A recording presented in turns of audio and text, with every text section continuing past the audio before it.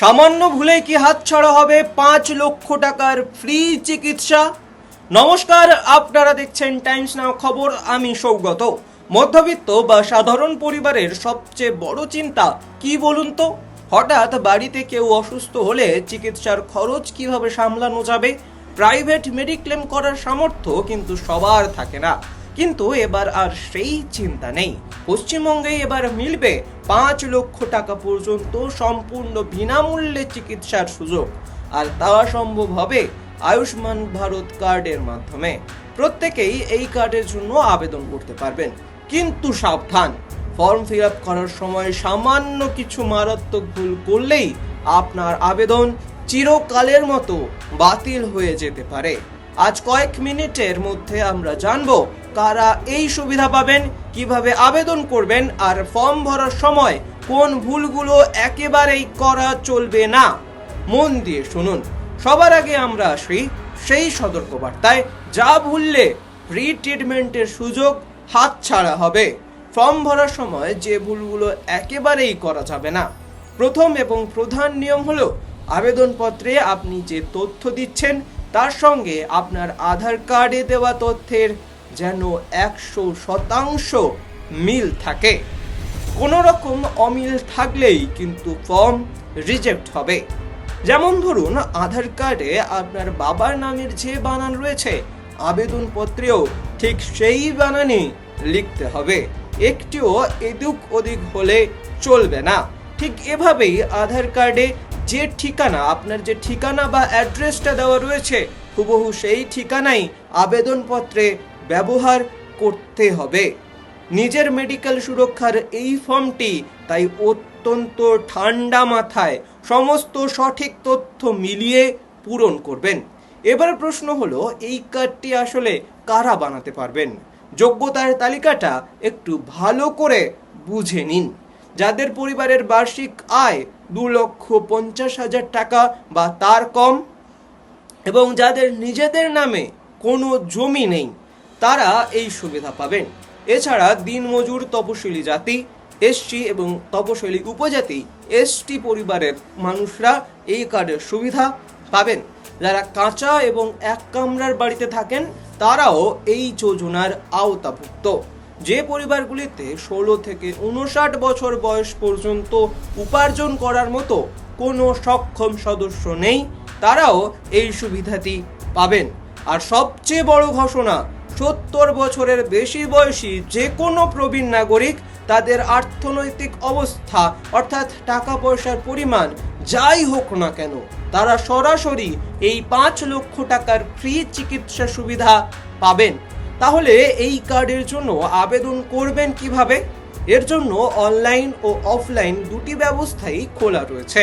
তবে সাধারণ মানুষের সুবিধার্থে পশ্চিমবঙ্গ সরকার এই আবেদন প্রক্রিয়াকে আরও অনেক সহজ করে দিয়েছে।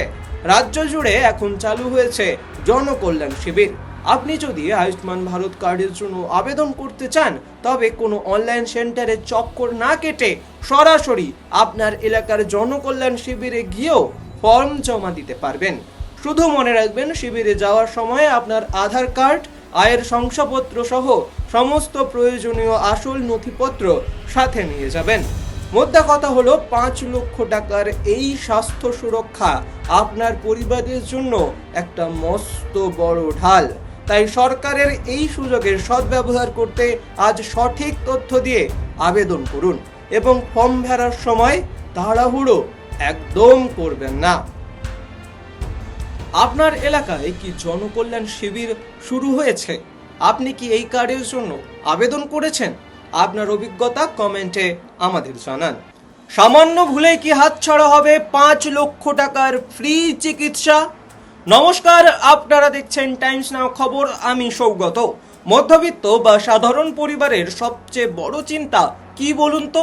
হঠাৎ বাড়িতে কেউ অসুস্থ হলে চিকিৎসার খরচ কিভাবে সামলানো যাবে?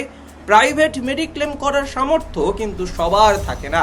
কিন্তু এবার আর সেই চিন্তা নেই। পশ্চিমবঙ্গে এবার মিলবে 5 লক্ষ টাকা পর্যন্ত সম্পূর্ণ বিনামূল্যে চিকিৎসার সুযোগ। আর তা সম্ভব হবে আয়ুষ্মান ভারত কার্ডের মাধ্যমে। প্রত্যেকেই এই কার্ডের জন্য আবেদন করতে পারবেন, কিন্তু সাবধান, ফর্ম ফিল আপ করার সময় সামান্য কিছু মারাত্মক ভুল করলেই আপনার আবেদন চিরকালের মতো বাতিল হয়ে যেতে পারে। আজ কয়েক মিনিটের মধ্যে আমরা জানবো কারা এই সুবিধা পাবেন, কিভাবে আবেদন করবেন, আর ফর্ম ভরার সময় কোন ভুলগুলো একেবারেই করা চলবে না। মন দিয়ে শুনুন। সবার আগে আমরা আসি সেই সতর্কবার্তায়, যা ভুললে ফ্রি ট্রিটমেন্টের সুযোগ হাতছাড়া হবে। ফর্ম ভরার সময় যে ভুলগুলো একেবারেই করা যাবে না। প্রথম এবং প্রধান নিয়ম হলো, আবেদনপত্রে আপনি যে তথ্য দিচ্ছেন তার সঙ্গে আপনার আধার কার্ডে দেওয়া তথ্যের যেন 100% মিল থাকে। কোনো রকম অমিল থাকলেই কিন্তু ফর্ম রিজেক্ট হবে। যেমন ধরুন, আধার কার্ডে আপনার বাবার নামের যে বানান রয়েছে, আবেদনপত্রেও ঠিক সেই বানানই লিখতে হবে। একটিও এদিক ওদিক হলে চলবে না। ঠিক এভাবেই আধার কার্ডে যে ঠিকানা, আপনার যে ঠিকানা বা অ্যাড্রেসটা দেওয়া রয়েছে, হুবহু সেই ঠিকানাই আবেদনপত্রে ব্যবহার করতে হবে।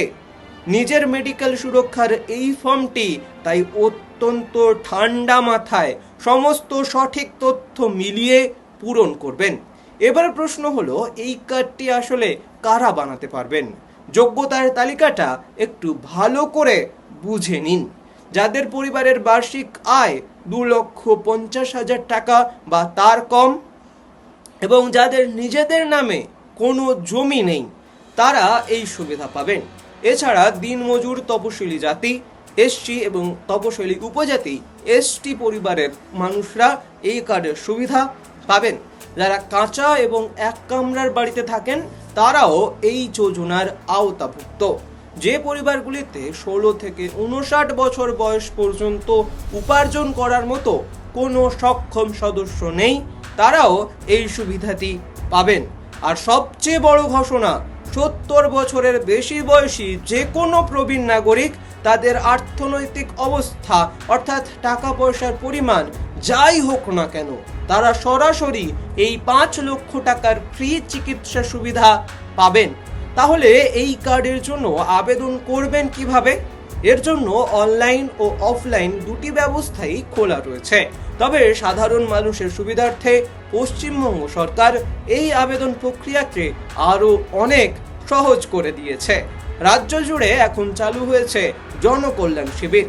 আপনি যদি আয়ুষ্মান ভারত কার্ডের জন্য আবেদন করতে চান, তবে কোনো অনলাইন সেন্টারে চক্কর না কেটে সরাসরি আপনার এলাকার জনকল্যাণ শিবিরে গিয়েও ফর্ম জমা দিতে পারবেন। শুধু মনে রাখবেন, শিবিরে যাওয়ার সময় আপনার আধার কার্ড, আয়ের শংসাপত্র সহ সমস্ত প্রয়োজনীয় আসল নথিপত্র সাথে নিয়ে যাবেন।